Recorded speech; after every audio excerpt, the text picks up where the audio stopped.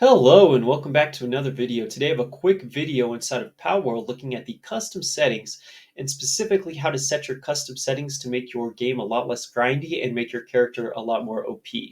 So I've been playing a lot of Palworld, and one of the features I love best is that you can set these settings to whatever you like to make your game experience, tailored to however you like to play.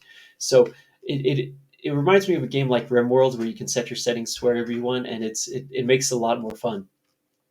And I'm the type of player that likes to play with my character a lot more OP and to where I don't have to grind as much and I can just get out there and start exploring and discovering the world and you know just get into more of the game instead of having to farm as much for resources. So what we're going to do is we're going to walk through the custom settings, and I'm going to walk through all the phrasing because a little of these, these phrases can be a little confusing how they put some of this. So I'm going to walk through it all.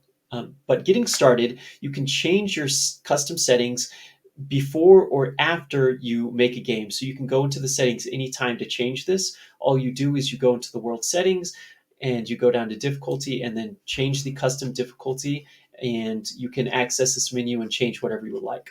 So getting started at the top, so the daytime and nighttime speed, that's pretty self-explanatory. You can change this ratio between day and night however you would like. XP rate, this is the rate at which you receive XP. The higher it is, the faster you level up. PAL capture rate, the higher it is, the higher your capture power. It's similar to what the lift monk effigies do, is they can increase your capture power as you find more of them. Your PAL appearance rate, this just affects the number of PALs that appear in the world at once. Damage from PALs multiplier, so this is the amount of damage you receive when you get attacked from PALs, and the damage to PALs is your damage that you deal out to PALs. And then depletion rate, so this is your hunger meter, so the lower it is, the longer it will take for you to get hungry. And same thing with stamina, the lower it is, the longer it takes before your stamina depletes. But the HP regeneration rate and the sleep regeneration rate, the higher these are, the faster your pals will regenerate HP. And then you have the damage from player. So when it refers to player, it refers to your character. So it doesn't refer to the, I thought at first it could refer to the humans in the world, but it does not. It refers to your character. So the damage from player is the amount of damage you deal out. So the higher it is, the more damage you'll do. And the damage to player is damage to yourself. So the lower this is, the less damage that you will take. And then hunger depletion rate, the lower this is, the longer it will take for you to get hungry. Same thing with stamina. The lower it is, the longer it takes before your stamina depletes. This is really helpful for things. And same thing with the pals. If you're climbing or doing anything that requires stamina, especially if you're flying around on a pal, you can stay in the air so much longer, the lower this reduction rate is. So I like to keep it low so I can fly around for as long as I want without having to stop, and I can climb whatever I want. This would be a cool feature, and it reminds me of the Breath of the Wild stamina meter. That would be cool if you could edit that in the settings. But same thing with the pals in terms of the HP regeneration rate. The higher it is, the faster your player regenerates HP. Damage to structures. So when it says structure, it refers to your personal structures that you create. So the lower this one is, the less damage that your structures that you create will take. The higher it is, the more damage they'll take.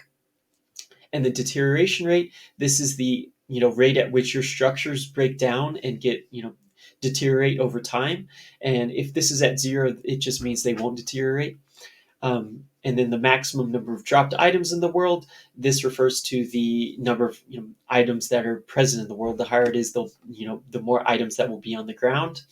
Gatherable items. So this refers to any kind of items that you gather either from collecting things out of bushes or mining or chopping down a tree. Any of those are gatherable items. So the higher this is, the higher your gatherable items multiplier, the more items you'll receive from mining or chopping wood. So essentially, you don't have to hit the rock as much to get the same amount of resources out of it. And I like to keep this high so I can gather resources faster. Gatherable objects HP multiplier. So this refers to rocks or trees or anything, the lower this is, the you know less you'll have to hit it before it breaks. So if you're chopping a tree, the lower this is, the less HP that tree will have, so it'll break faster. I don't I don't change that. I just leave that how it is. So essentially, you could like put this really high, and it will take. You can get a lot more resources out of the same item before it breaks. But I'm just going to leave that at one. So gatherable objects respawn interval. So this refers to the rate at which gatherable objects such as trees and rocks respawn. So the higher this is, the higher the interval between them respawning. So if you keep this at the lowest setting, the lower this is, the faster they will respawn. So the lower it is, the faster they will respawn. The higher it is, the longer it will take for them to respawn. And so I'm just going to leave this at low so they'll respawn relatively fast. Dropped items multiplier. So this refers to anytime you kill a pal, anytime it, or capture one, anytime they, drop, resources for you. The higher this is, the more resources you will receive. So if you, take out one of the sheep ones, you'll receive more wool if this multiplier is higher. And then the time to incubate massive eggs, the lower this is, if it's at 0, you can, hatch these instantly. So the ones that take an hour, I just leave this at 0 because like the huge eggs you find, those take like an hour. So if you put this at 0, you can just hatch them instantly.